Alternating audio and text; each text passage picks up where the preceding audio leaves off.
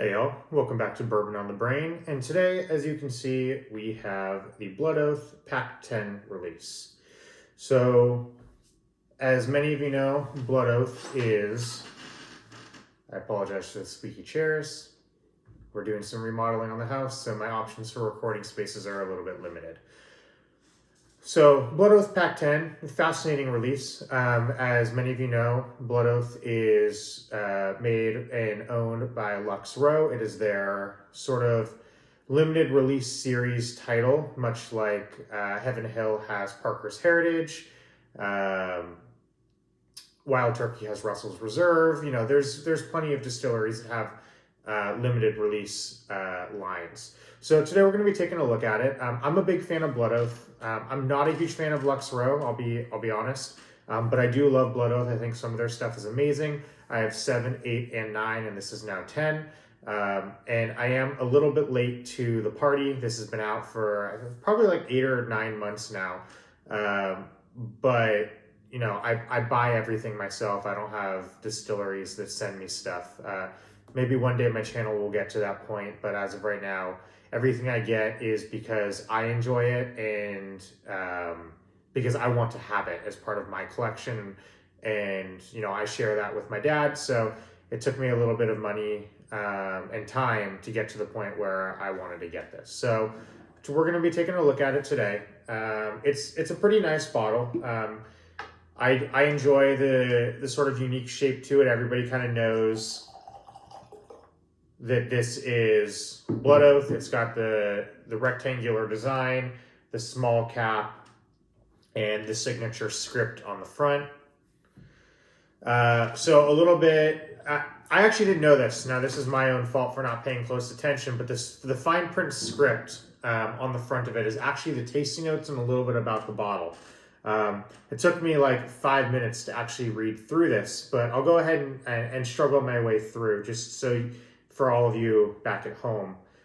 So Kentucky Straight Bourbon Whiskey, finished in Cabernet Franc and Merlot casks, pack number 10, 2024. And as always, much like Blanton's, Blood Oath has its own proof that all of the bottles come in at 98.6. So as follows. A masterful union of two well-bred aged bourbons and one finished bourbon, each complementing the others in this, our 10th edition Pact. In honor of this double-digit milestone, we've achieved a double finish.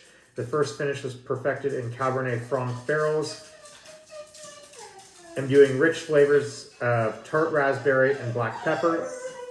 The second finish was refined in Merlot barrels, instilling the distinct taste of red stone fruit and undertones of vanilla, cacao, and anise. So, give it a quick smell. I apologize for my dogs. My mom is out feeding horses, and they get very excited as she starts to come back in. Very bourbony nose. Not overpowering, but quite pleasant. Definitely a little bit sweet, definitely a little bit peppery.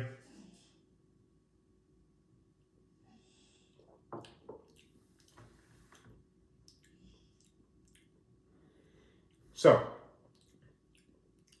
a nice finish, not overly long, not overly powerful.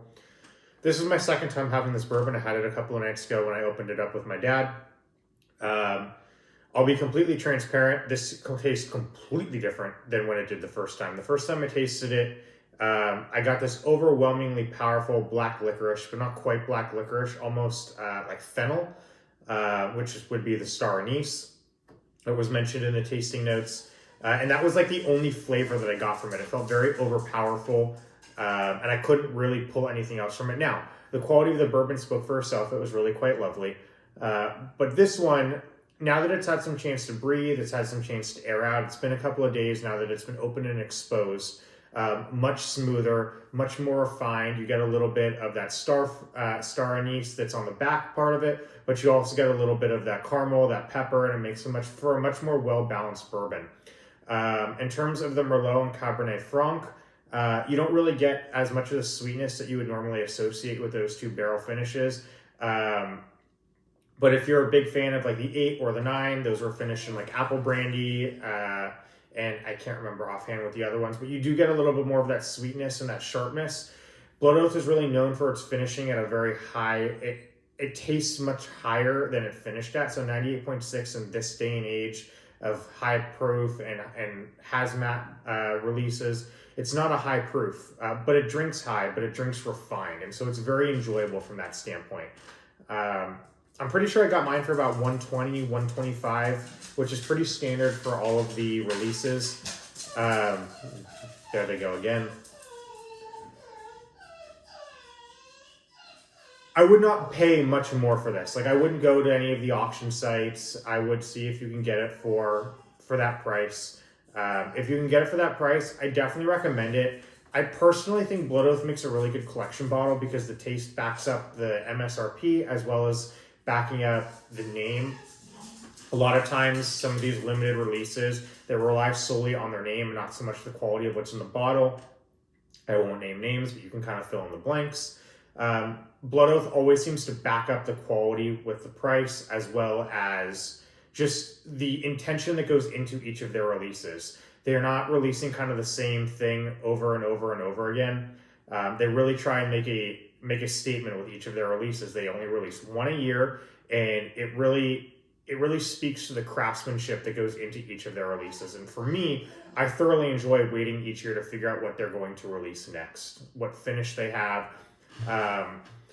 Something like Parker's Heritage, the prices end up just being so sky high. And while some of them are phenomenal, I have 2 bottles of Parker's Heritage that I really do enjoy.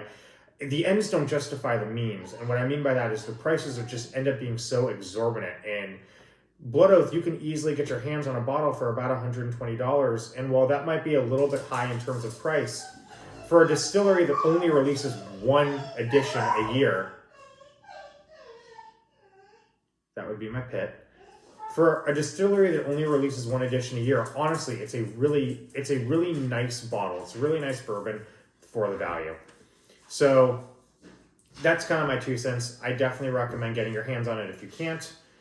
So as always, enjoy, drink safely, and we'll catch you next time. Bye for now.